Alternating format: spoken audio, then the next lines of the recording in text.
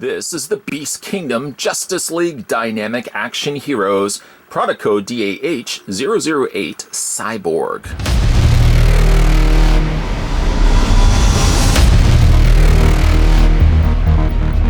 What's neat about this figure release is not only are you going to be getting an interchangeable head, a few interchangeable hands, but he also does have a built-in LED glowing mechanism.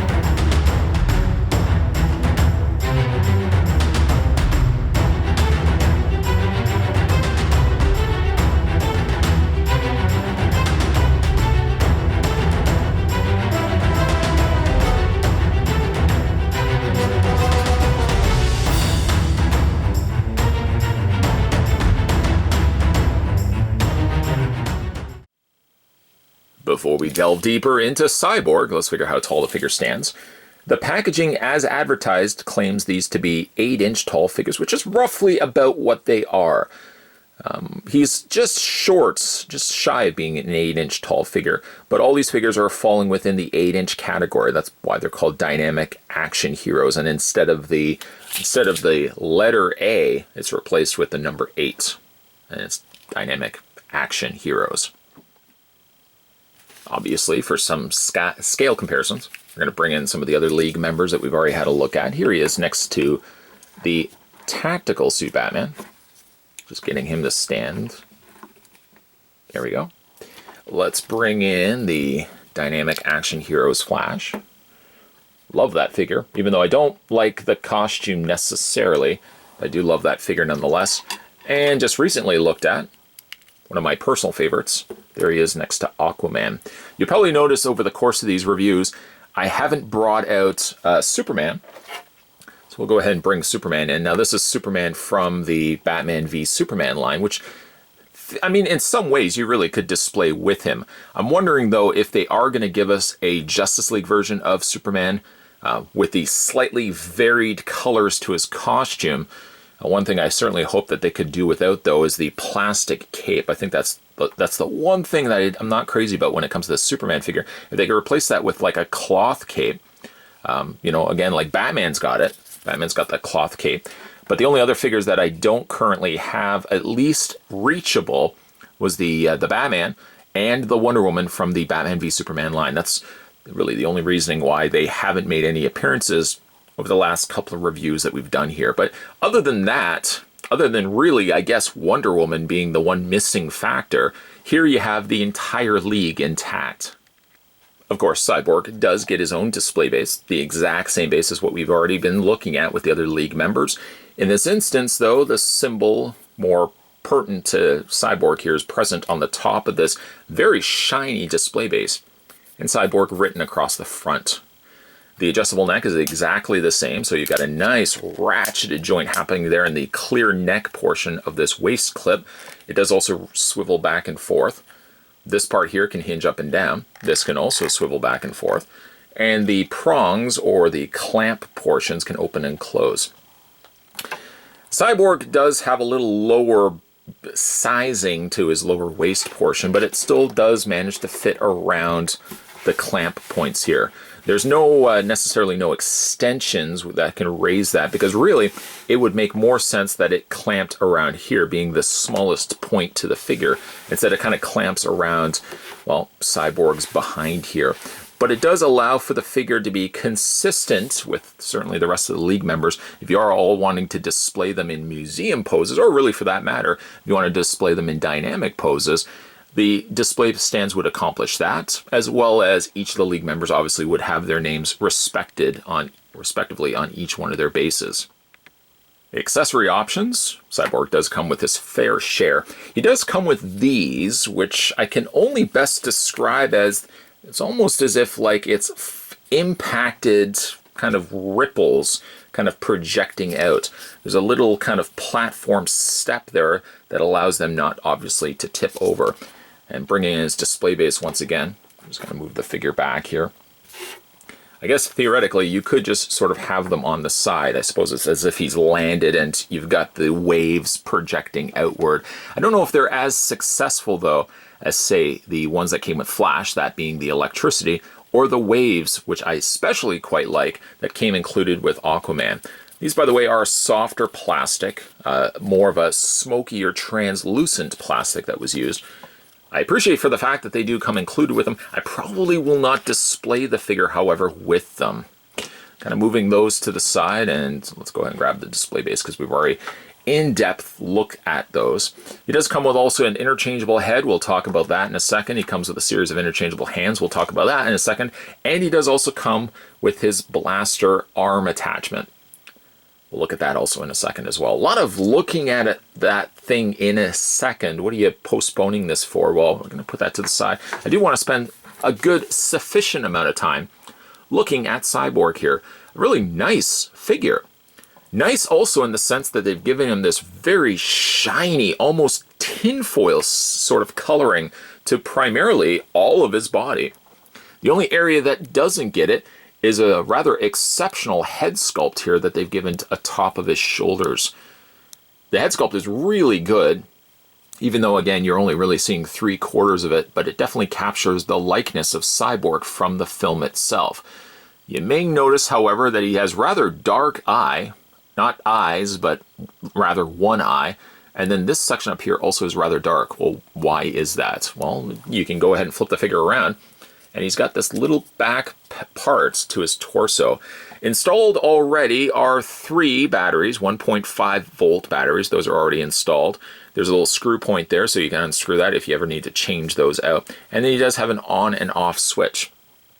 By the way, when you are putting this back on, luckily it doesn't clamp into place. It's not something that there's going to be these little tiny tabs that run the risk of breaking. Instead, rather, that it just attaches via magnet. There's magnets on the sides, and it stays very securely in place. Also means, too, that you don't necessarily have to have a very visible on and off switch outside of this, because, again, this is very easy just to take off and replace. So we'll go ahead and switch this on, and you'll probably see right off the bat he's got some blue lighting projecting underneath the helmet, underneath his face, and then this projects this in a very bright LED light, bright blue light. The eye isn't as bright necessarily. It's also really just for the fact that it's projecting the light through. So if I just pop the head off here, you can kind of just see how everything works. A very bright LED light is popping out through the top of the ball joint and really is illuminating the areas on the inside of his head. This may cause, well, one of the benefits of it is there's no mechanics up at the top of the head area, so you can still fully rotate the head. It doesn't forfeit any of that by having the light going through. Obviously, the higher the head is, if you have it simply straight right up, the blue light is brighter. That may vary, of course, with any bit of moving because you're moving away from the light source if you also slightly tip it up. It's not, again, it's not as bright, it seems, as if you bring it forward. As for the rest of his body, this area doesn't show up as well. I wish that this would have been a little bit brighter, but because this is basically just a plastic shell over top of it, you're really only going to see this section here and a few little fragments of light projecting their way through the lower torso. As for the back, we'll just replace this once again. You're really not getting any sort of light that's coming through here. Instead, it's primarily only really in the torso and also in the head area there. Let's go ahead and switch that off. Now, I find, though, that being that they use this very shiny silver over really primarily all of his body, except for a few little joints, like the areas in his legs, anything that's kind of circuitry or the inner workings of Cyborg have remained this pretty slightly darker gunmetal silver. The rest of it really is this shiny silver used. I will think, though, I certainly do think, one thing that they probably could have added as well is a little bit of dry brushing. There's so much happening here with details, and unfortunately, because they're not using any bit of like a darker shading in between those little areas, I feel like it's just a real shiny presentation for Cyborg.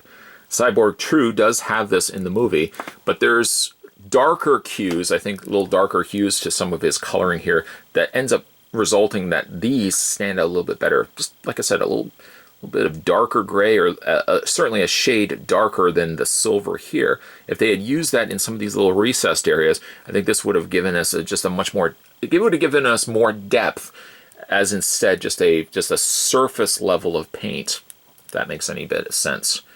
Like I said, though, you do get a little bit of the darker gray. It's happening here in the knees. The lower area of his calves almost seem to have it as well, like almost as if the paint didn't carry its way all the way through. But I think that is fairly accurate to the movie. Kind of has a stopping point where like the armor stops, and then you've got like the circuitry running down to his foot portion here. Cyborg, by the way, has no peg holes on the undersides of his feet. The figure stands perfectly fine. I don't seem to have any issues with him. If you compare him, say, to the likes of, well, Batman, or really even just to like a Flash, he's a much thinner profiled figure.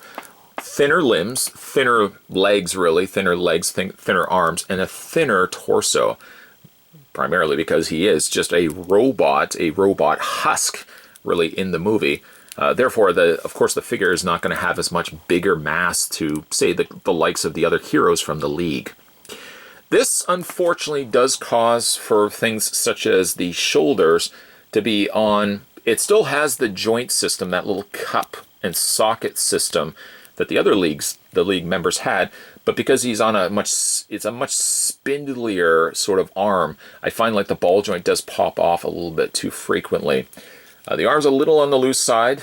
I mean, not to the point where you can't do anything with it. You can certainly still move the arms up and out, but it does feel a little on the looser side just as a result of the fact that there's a lot smaller of a ball joint and really much smaller arms as well.